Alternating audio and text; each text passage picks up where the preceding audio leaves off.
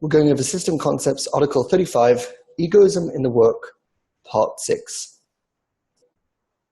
When we have emotionalized some of the concepts within us and have successfully handled the criticism that arises, we are rewarded with an intensive point in the heart. This viscerally exposes the root cause of our self-sabotage. Contrary to what we presumed in earlier phases, we find that we do not have the capacity for self-love.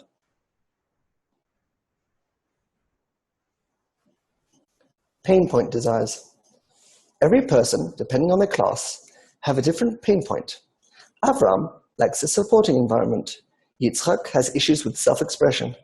Yaakov struggles with responsibility over possessions and relationships. Yosef escapes inner emptiness. Here's a quote. Bear in mind that it is the recognition of the evil within us. That engagement in mitzvot can slowly and gradually purify those who dwell in them. And the scale by which we measure the degrees of cleansing is the measurement of the recognition of the evil within us. Man is naturally ready to repel and root out any evil from within him. In that, all people are the same, but the difference between one person and the next is only in the recognition of evil. A more developed person recognizes in himself a greater amount of evil, and hence repels and separates the evil from within to a great extent. The undeveloped senses in himself only a small amount of evil, and will therefore repel only a small amount of evil. As a result, he leaves all his filth within, for he does not recognize it as filth. From the article, The Essence of Religion and Its Purpose, by Bala Sulam. The solution is not to solve the pain point, but to accept the deficiency. This is in order to work on the maturation until the end of personal correction. These desires for revealing our root of immaturity, evil, are called pain point desires. They are considered the darkness desires of the group, phase 3.3. Anticipation desires. When we discern and accept our pain point, we are rewarded with increased confidence. We anticipate that the growth of our ego will give us increased focus and determination towards crossing the spiritual barrier. The full vessel needs to be revealed before the barrier. This is in order to desire the quality of bestowal with the correct intensity. And here's a quote. Confidence is the clothing for the light, called life. This is because there is a rule that there is no light without a kli, vessel. It follows that the light, called light of life, cannot clothe, but must rest in some kli. The kli, where the light of life is closed, is usually called confidence. It means that he sees that he can do every difficult thing. Thus, the light is felt and recognized in the kli of confidence. Because of that, one's life is measured by the measure of confidence that appears there. One can measure the magnitude of vitality in oneself according to the confidence in himself. For this reason, one can see in oneself that as long as his level of vitality is high, the confidence shines on every single thing, and he sees nothing that can obstruct him with what he wants.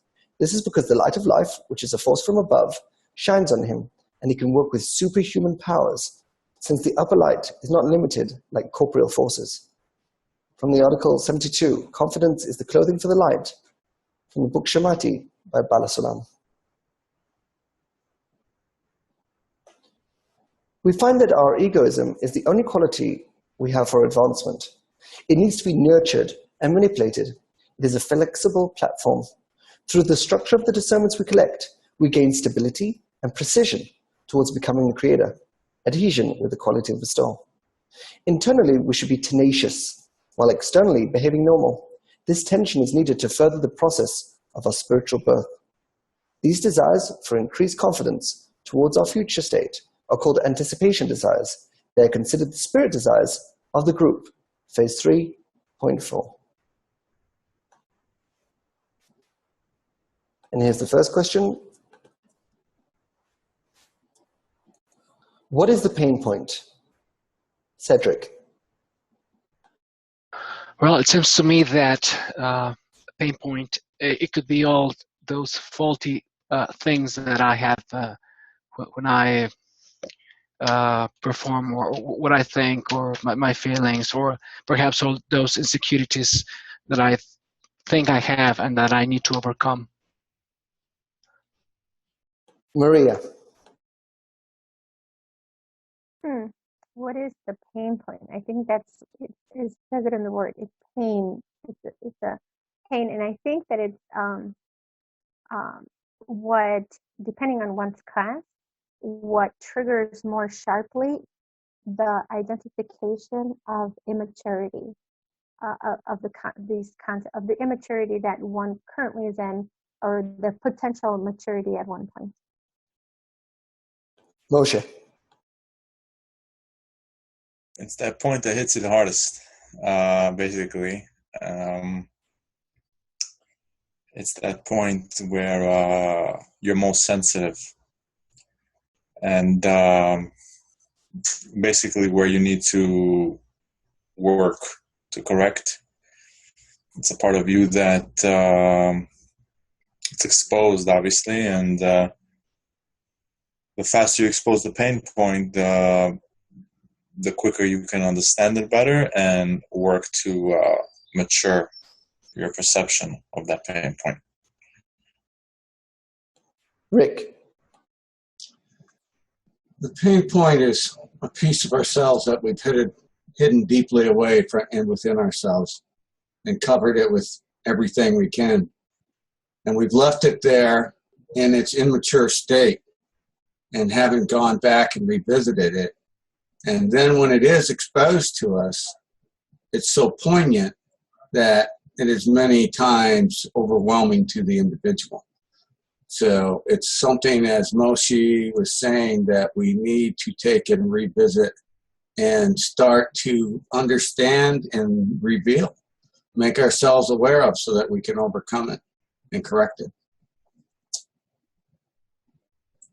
Robin. To add to what's been said, the pain point is our blind spot, our spiritual blind spot. It keeps us, it's that spot that blinds us to our attainment, to growing.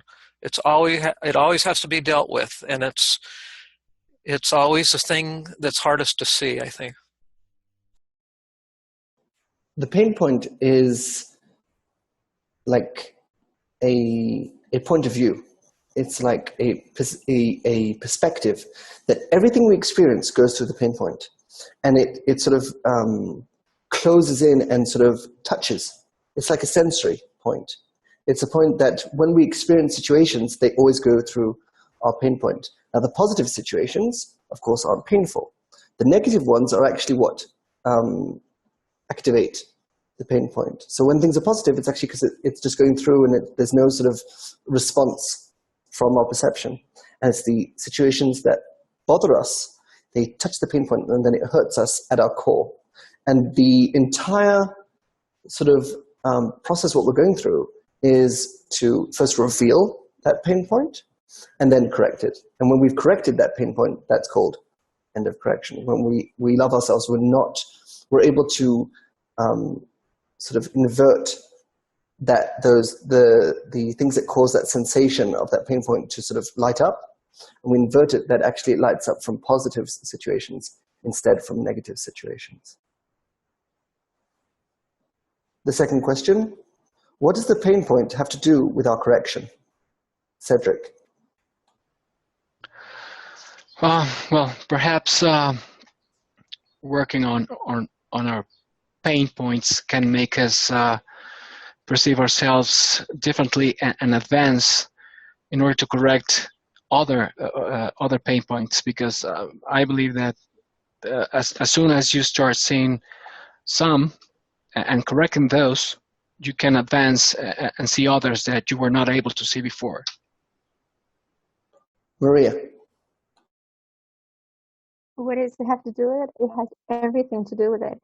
It has everything to do with it. I think that it goes in stages. First of all, for me, I'm remembering, and the first stage that was really painful was even to admit the pain point, even to recognize it, even to say, oh, I actually do fit into one of these classes, and having that. So after the denial, it's this liberating thing to actually look at the immaturity, or look at this funnel and identify, yes, I am this. And this acceptance actually is really good, because as the system tests you with this pain point, it becomes a gauge that one can measure. All right, fine, I'm going to get hit again right here, but it is rewarding to notice, even though it's painful, to notice one's own maturity through this, because now I think you've said it before, we learn to gauge to see, are we still stirred by it? I apologize, or just shaken by it. But it's very key to our growth. Moshe. Well, I would say that it's basically just another tool. It's a way to measure yourself as well. So,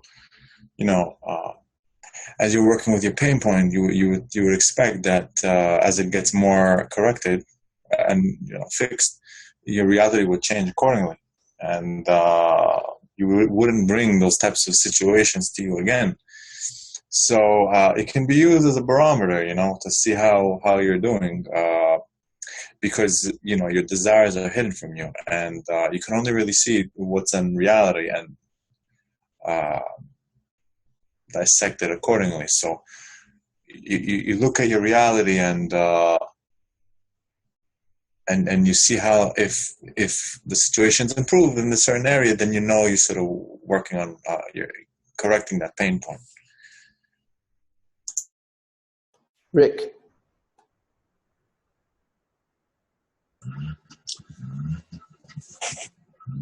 It seems to be that our pain point or points that give us that pain are just part of our immaturity, our misconceptions of what is really going on and what the system wants out of us. When we start to take and realize that and align ourselves, then what happens is we start to leave those pressures and see how that alignment takes place by becoming aware of it. So the pain point is a way of the Creator giving us a good poke and say, wake up to who you really are and what you really desire. Robin.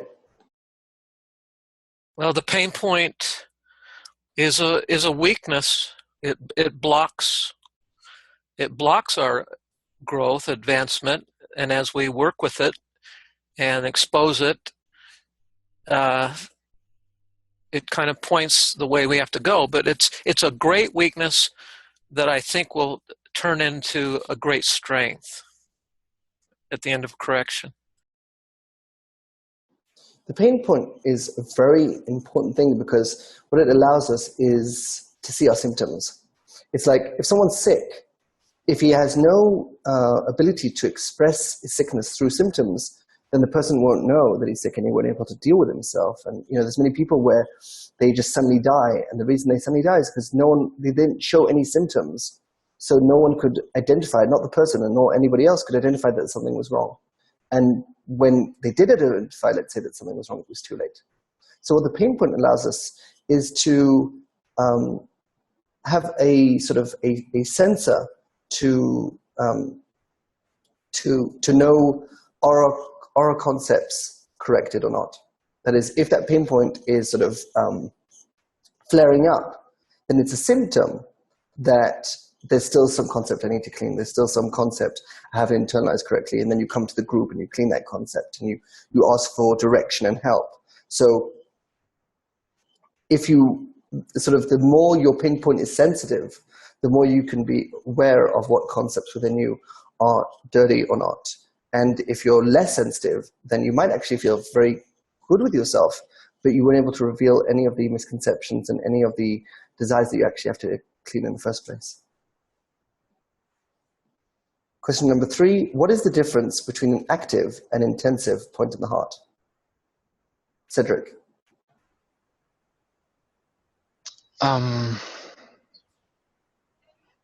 Active and intensive point in the heart. I would relate that to a an internal desire to have a connection, and perhaps the whole package, which would mean to find correction and to find joy when bestowing and things like that, I guess. Maria.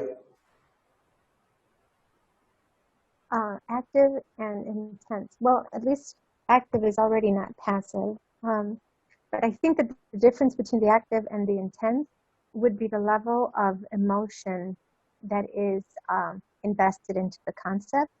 And I think it also, the intensive one has already uncovered or eliminated the self-victimization role, like, like blaming something else. And now we've gone through the pain that the acceptance of knowing that it has all this time been self-sabotage. Like we're doing this to ourselves and there's nobody external out there to blame.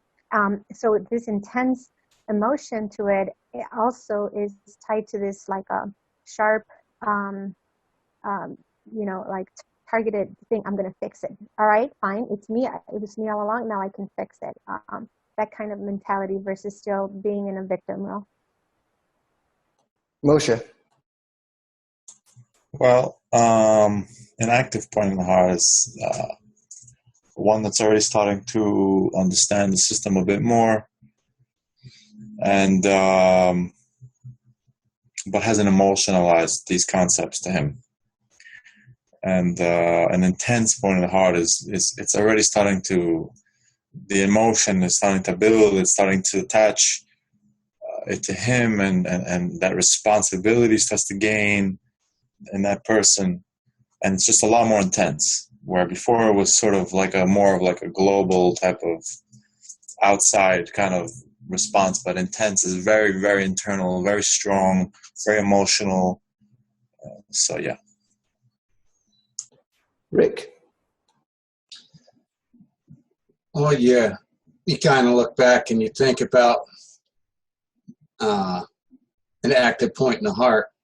It starts to take effect at what, 2.3, 2.4, and goes all the way to what, 3.3 before it begins to change. So what is happening during that stage? You're looking at the time of change of where you're looking in the transition of beginning to scrutinize and make discernments, to start to change from just the level of feeling that you just need to bestow to where you start to realize you need those egotistical desires and vessel to take and get to where you want to go, because it's your engine. You have to learn to build it. So it is a matter of coming in and then learning that. And as Moshe was saying, it becomes, when it goes to intensive, it's a focusing of that. It's like taking a flashlight and turning it into a laser beam. Robin. I think the difference between the active and intensive point in the heart is the pain point. The intensive point in the heart is activated when you realize your pain point and accept it, and it changes your course. The passive point in the heart is when we're looking for meaning of life. The active point in the heart is when we want an active mental participation in our advancement. And the intensive point in the heart is when we want an active emotional participation in our advancement. So you can see how the idea is that you're basically like closing into yourself. So the more your point in the heart is stronger, it's sort of like it focuses the ego on development, on advancement, and gives you that closure, gives you that focus to sort of stop dealing with things that are outside of your advancement and really start to focus on things that will actually advance you forward, and focus, what is the problem that you're actually experiencing? Why do you need to cross the barrier? What is it going to solve? And you feel those sensations, you feel those emotional feedbacks that allow you to sort of know where to focus yourself next. By the way, for more information about the classes, I recommend either watching or reading the article number 22 of System Concepts, Classes of the Soul. There's much more information there about the different pain points and how they relate to each class, and with some quotes there as well. So what kind of what happens at an end of correction with pain points, sort of for each class? So the idea is that at the end of correction, which is basically when you're in alignment, you love yourself, you understand how you work, and you understand. It doesn't mean that your pain point will never be sort of touched again, but the idea is that you sort of have a hold on it. You're not lost in it. Normally what happens is when the pain point is activated, you sort of, you lose yourself. Your thought process is like got a haze on it, right? You can't seem to keep your stature, your posture up while your pain point is being triggered. It sort of pulls you into the situation, you lose yourself in it in various degrees. The idea is that at the end of correction, that no longer happens. You don't let the pain point drag you into it. It can still be painful, but you have that sense of self, that separation of I am not my pain point. And if you look at yourself from above and you see, I have a pain point, it's not me.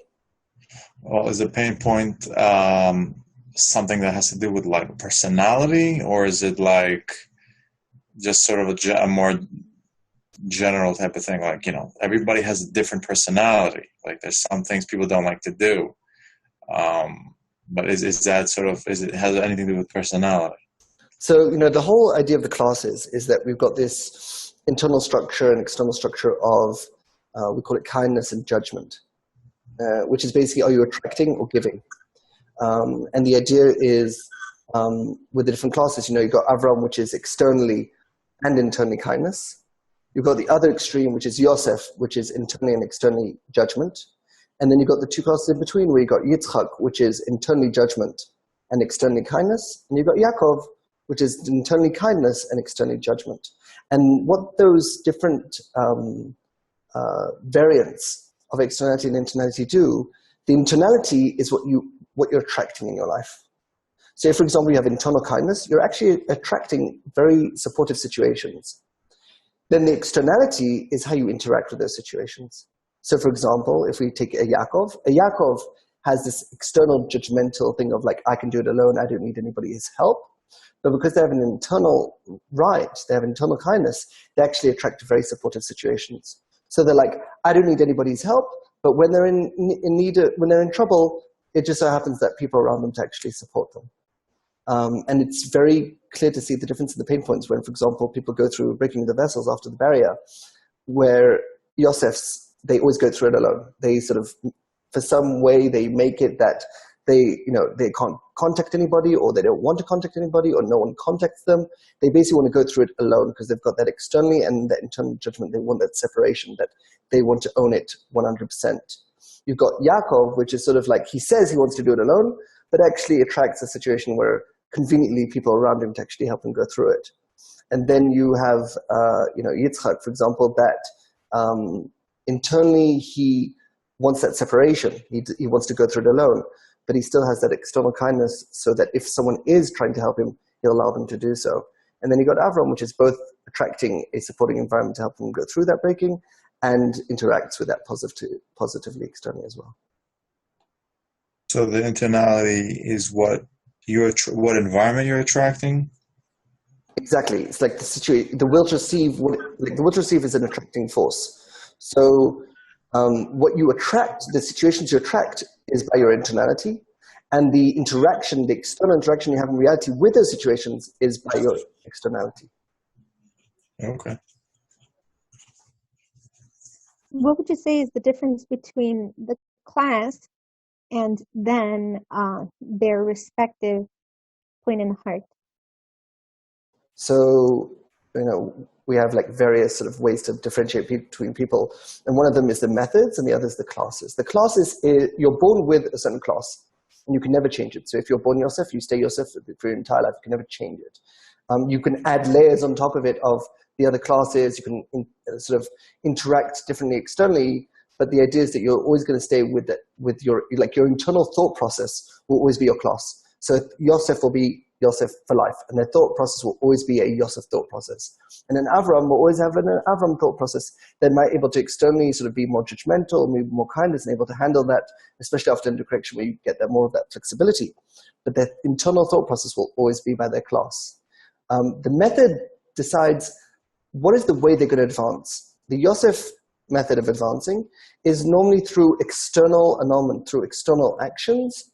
And the David point from the heart works not by external actions, but rather by collecting internal discernments. So he collects from reality all the different discernments, internalizes them, and that is actually the way it advances, and not by physical actions.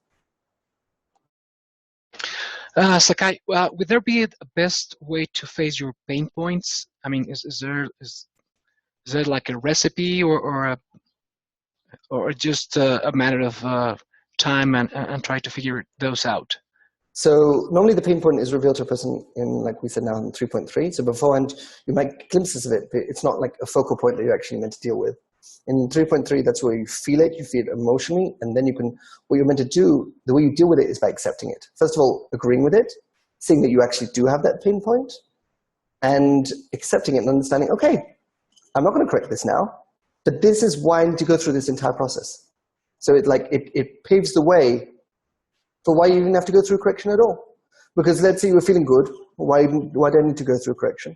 So it's only because you feel that internal immaturity, then you understand, that's why I need internal power, that's why I need to go through this correction, that's why I need to go through all these phases and all these experiences to sort of slowly go through this process of restoring, you could say, your self-confidence, restoring your sense of self, and giving you that power that you need in your life to actually, handle daily tasks.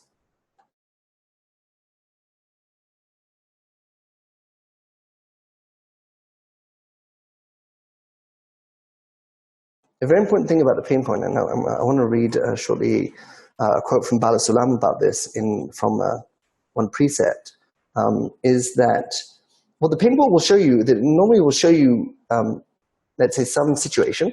Normally it's like clothed into some corporeal situation. You have an internal response that is normally magnitude higher than what actually is happening.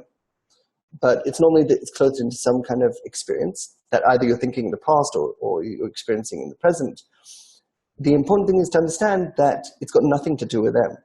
That is, if you were in a different situation, in a different state, it wouldn't hurt you as much as it hurts in 3.3 before the barrier, and in 2.3, which is breaking the vessels after the barrier, and the breaking of the first man, which is in 3.3 after the barrier as well. So when your pain point is sort of being activated, you should know that it's never because of an experience that is happening in reality. It's rather you're in that state and then you're attracting that sort of emotional response to something that beforehand you could probably handle quite easily. So this is the quote. This is from One Precept, Chapter 3, Global Spirituality and Local Spirituality. And it says as follows. It is a law of nature that one's will is not to be broken because of someone else's will, but only because of one's own will. Even when a weak person surrenders his will to someone more aggressive than him, he does so because of his own desire to protect himself from pain and so forth. It is a psychological law that there is no will that can be broken while being the only will working and dominating. Whenever anyone's will is broken anywhere in the world, it happens only because its owner has attached another will to it. And when the two wills are standing in the same place, it is inescapable that they will wear and erode each other. And in doing so, their form is blurred and their force is lost. This is, of course, by Bala Sulam. And the reason I bring this quote is this is sort of the, these two paragraphs are talking about the whole idea of idol worshipping. So the root of idol worshipping is thinking that some situation in reality is affecting you. And the secret is to understand that, no, I'm affecting myself. And that even though it might look like an external desire is causing me pain or frustration, what it's actually doing is just revealing your internal conflict that you have with your own desires. And it's just so important to sort of try as much as you can to leave that idol worshipping thing of blaming others and other people need to change. And if other people didn't do this, I wouldn't have this emotional response. And understand that they're just a symptom. They're not the cause. The cause is you. You, with your pain point, are in a certain state, and then you're manifesting that emotional response, also manifesting the situation itself, but also manifesting that response to it. And the idea is to go from a reactive mode where you're trying to respond to what reality is showing to you and become an active role of looking at the symptom and then scrutinizing and analyzing yourself of what do I need to correct internally, what concept have I not dealt with? And if I deal with that and clean that concept, then suddenly I'll see the world in a totally different situation.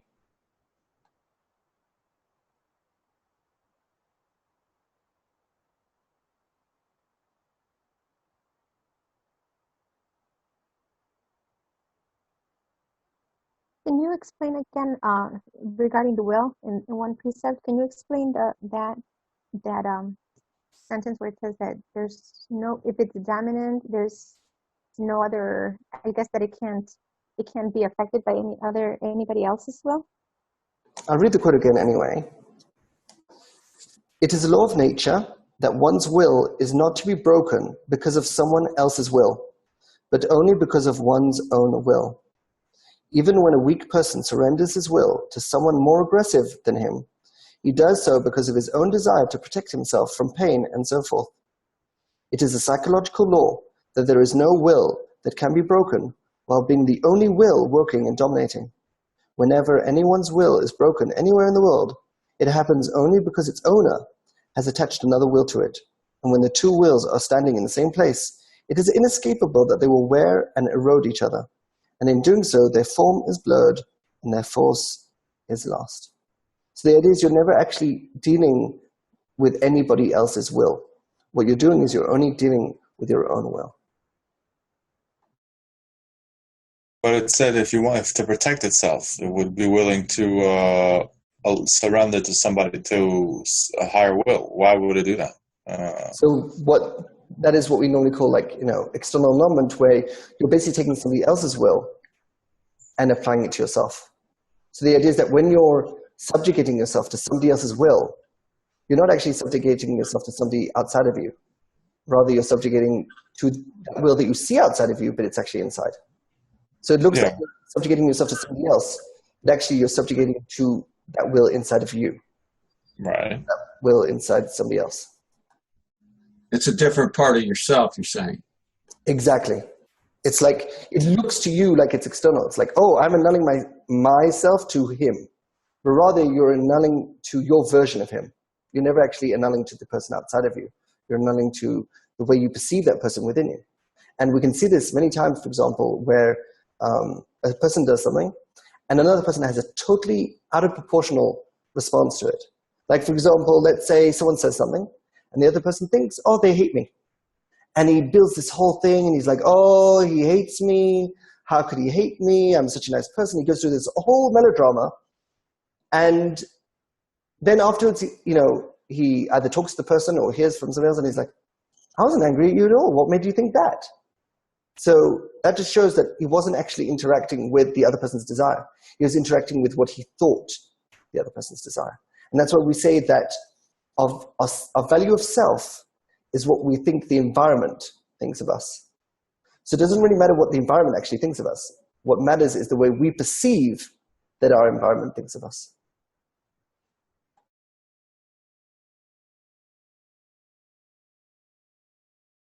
So it just comes back to our own concepts and perceptions. Exactly. We're basically, when we're dealing, many times Balasalam talks about how reality is like a mirror. At the end of the day, you're only interacting with yourself. And you're interacting with your own desires. And it looks like you're interacting with a desire that's outside of you. But actually, you're just dealing with yourself. It's like looking in a mirror and seeing changes happen in the mirror. And you're like, oh, the mirror is changing. It's like, no, the mirror's not changing. You're changing. And you're seeing the result in the mirror. And that's why, for example, as humans, we're great at seeing the flaws of others, but can't see our own flaws. But the funny thing is that we are seeing our own flaws, but we're seeing it expressed through reality. We can't see it directly in ourselves. We need that sort of line of communication to actually see ourselves in the mirror. And if we're just alone, we can't actually see ourselves. And that's why we need to interact with other people, because that allows us to find more ways or nuances to activate our pain point to sort of expose unclean concepts within us. But if we were just alone in the desert, we wouldn't ever feel a need to actually claim any concepts. What would be the best way? I guess through clean concept. I'm not sure. Like trying to. So sometimes we can even disguise the fact that we are surrendering the will to something else. So how can we identify that so that at least we realize, look, here's the problem. Like I guess eliminate the idol worshiping or the self-sabotaging, and then begin to go through the process of regaining, I guess, one's will. Right, so the idea is to always sort of zone back into yourself, become the center of the universe. It's like when children we say, don't, stop thinking you're the center of the world. It's like, well, the reason we have to say that, because they are the center of the world. Every person is the center of his perception, the center of his world.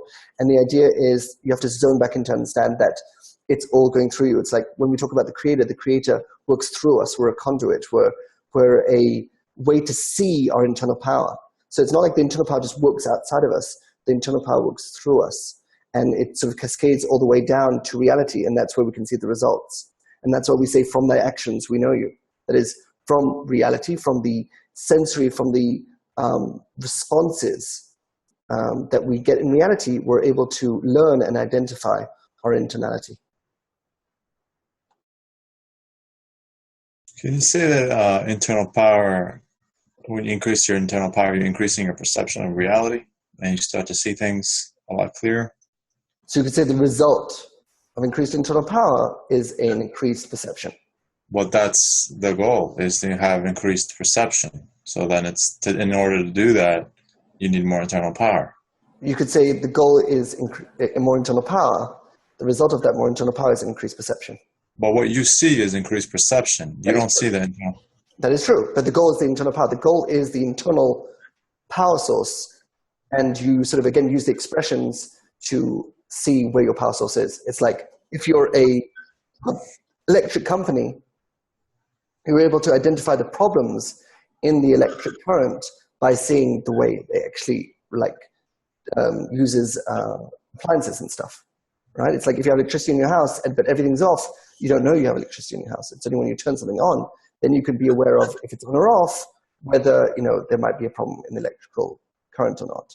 So the goal is internal power. The goal is that stability, that strong sense of self, that strong internal movement, that internal empowering. And the way you identify that is through your expressions and interactions. And you see through your thoughts and your emotions. Those are results of your internal power. The goal is always that internality, that you sort of identify the internality and work on that internality through your externality, through your thoughts and emotions and so forth. Final result of a greater internal power is just a greater perception, yeah? Exactly. But the goal is not the greater perception. The goal is the internal power. Mm. And that's why each class, for example, will express its perception different. So the goal is not to everyone to have the same sort of thoughts and emotions, but the idea is for everyone to reach a heightened internal power. Think of the internal power as like a reservoir of power, and the idea is to connect to it as much as you can. And when you're fully connected to it, that's called adhesion. When you can use it, that's called expression.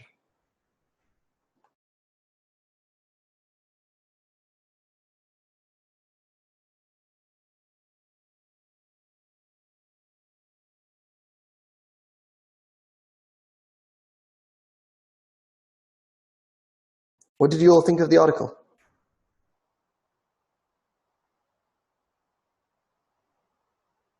I think it could be painful for some to read it.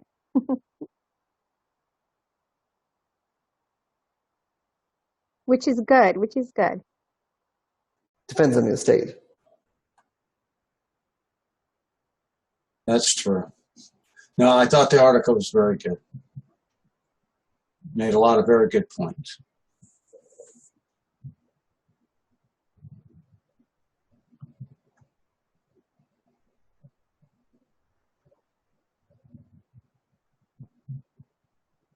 This is, we went over Article 35, which is part 6 in the series, and there's another 2 articles left, and then we'll have finished all the phases from when we're physically born to when we're spiritually born, for when we come into this world until we cross the spiritual barrier. So we dealt with today with 3.3 and 3.4, which is sort of the precursor for the phase 4, which is the individual phase. And then we have 2 more articles, one which is going to deal with 4.1 and 4.2, and then finally 4.3 and 4.4, which of course you then cross the barrier.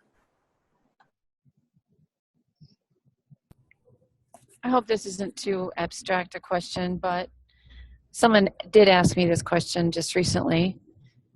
Why all of this? Why is there ever the separation? Well, I mean, is it the purpose just to return? And what is the system? What is it? Why is it there? So the first thing is we can see people, for example, that they actually have great lives, and they don't need to learn Kabbalah, and they don't have to sort of do any kind of scrutiny and stuff. And you're like, well, why do we have to sort of go through this painful process of actually learning about ourselves and consciously being aware of ourselves? The difference is if you're subconscious, then you can't actually use it. You're very passive. You're basically living a very passive life, and you're doing exactly what your desires dictate for you to do, and you have no independence from them. You basically follow their orders. So if there's no sort of pain, real pain involved, you just basically follow them like a mission. The advantage of having all these problems, you could say, is that what it does is it disconnects you from like being so subservient to your own desires, and actually gives you control over it, and actually allows you to manipulate yourself, and you become the controller instead of the controlled. And this, the whole idea of the system, because the system is in the controller mechanism. It's controlling things. It's controlling us. It's like we say the Creator loves us, which means he controls us and gives us the illusion of free will. The thing is, you can either be controlled, which is normally what we are in our subconscious situation, or we can be the controller, which is in our consciousness. I get that. I'm talking before. Why? Why did the writings give us any indication of why this separation has ever, why did it ever happen? Why did it ever exist? Why is this condition present? Yes. Well, because again, it gives us that separation. If we were never separated from the system, we wouldn't be able to become the system. It's like to be able to use a fork and knife, you have to have a separation from the fork and knife to use something. You can't use something if you are it. And it's why we say that we are not the will to receive, and that's where we can use our will to receive. We are not the ego, that's where we can use our ego to advance. And as long as you think you are the ego, then you can't advance, because you can't use yourself. You have to have 2 parts within you, and then you can use the other. So in order to use the system, you have to feel a sense of separation from it. Okay, so the system, we feel the sense of separation from it, but this is the one question that drove me my entire life, even from a child. Why? Where? What? I don't even know how to ask the question because it's such the primary part. Where did the system begin? What's the beginning? The beginning is the goal. Right? We always say that the beginning is the thought of creation. But where was the goal? Where did the goal begin from? I mean, we have a situation of infinity, and the question is before all of that, what's the beginning? Did the writings talk about that, or is that something that will eventually come to realization of? What is the beginning and why? We don't know. The start we start from, you could say the beginning is the essence, but we don't talk about it because we have no discernments on it. We always start from a goal. And from that goal, that is where this whole thing is going through. Because we always say that this entire thing is just one thought, one goal, which is manifesting this whole situation. So it's like the system wanted to use itself, and therefore it created this will to receive, which is this part that would be able to use itself. That's where we start from. We don't start beforehand when there was no will to receive, but there was no perception. But I have this question though, and there's a reason why I have this question. So to me, I shouldn't have this question if it's not something we shouldn't go to. So I guess that's my concern. My thought is, I have this question, and it's real, and it drove me my whole life. It was with me my whole life, and I ask. Ultimately, as we continue to progress, will we get to know that? Question: if I give you an answer, let's say I said to you, "Oh, the reason why it happened was because there was a creator, and he decided one day that he wanted to have fun with himself." Would any answer, would any verbal answer, actually satisfy you? And you'd be like, "Oh, that's why." No, I'm fine. No, it won't. But having the question, I have to believe that there is an answer that will eventually be an answer, a truth. So the answer is not a intellectual answer. It's a sensation answer. That is, one of the things is that when you reach the state of the eyes not seen, where you sense your sense of self firmly and strongly as the creator, all the questions disappear. You don't have any questions of like what happened, why it happened, all that stuff, because you sort of return, you sort of become that power source, and therefore you're not interested in why it happened or not happened, because you just become it, right? If you're having a question of why did something happen, it's because you're feeling separate from it. So the idea is that when you actually become part of it, then you don't ask questions. You become one with it. It's sort of like, to ask a question of something, it's again what we talked about before. To ask a question means that you have a separation from the thing you're asking about. And once you become one with it, then there's no questions anymore. So for every question, which is basically a separation, there's an answer, which is connection. So if, for example, you have a question about, why we were created, what is the point of all this, that is a question, that is a separation. The answer will be when you have that connection. When you connect to the system and become one with the system, totally, then you won't have that question anymore. Okay, I can accept that.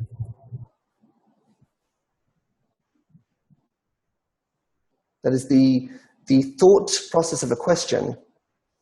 Thoughts basically separate, right? If I'm thinking about something, there's a separation because I'm saying there's me, there's that, and I'm able to see the contrast. Emotion is more about connection. It's more about feeling part of something. So the idea is that we have to go through this mental process of separation to in the end reach the sweetening, where we're still able to think. It's not like we just become annulled. But the idea is that we'll be dealing more with what to do with it and less of why and sort of what is the purpose. We already feel the purpose. We're actually then just acting. We're bestowing. We're not thinking of ourselves. We're not receiving. Rather, we're just in the state of bestowal where we're just constantly working the system instead of thinking of why is the system doing this, this, and that.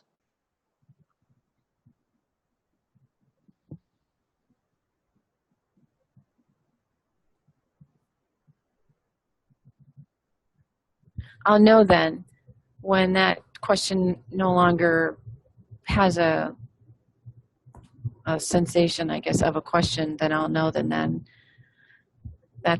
I'm done.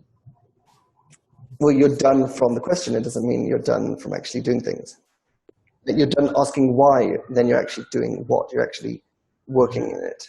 Well, the question I'm asking is why, what's the beginning of the we say the creator, and I don't even know that's a very definitive term, but the very beginning, well, when we know that, then when we feel that there's no reason for the question anymore, that would, to me, it would mean that's the ultimate end of.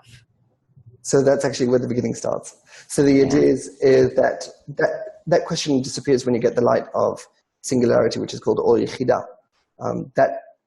That sensation, that emotion, that power of singularity just covers all the questions, and you feel one with the system. And then your questions are, okay, now what do I do? It's more, you're sort of less in the why, and you're more into let's do things. Let's make magic happen. Let's be the creator. Instead of thinking, why did the creator do this, this, and that? If you're having that question is sort of signaling to you that there's still some separation. But when you become one with it, you're like, I'm the system. I am the creator. Then I don't need to ask why did I do something or not, because you just have that. What happens? That emotion just basically fills up all those gaps that the question raises. Who needs the clipboard?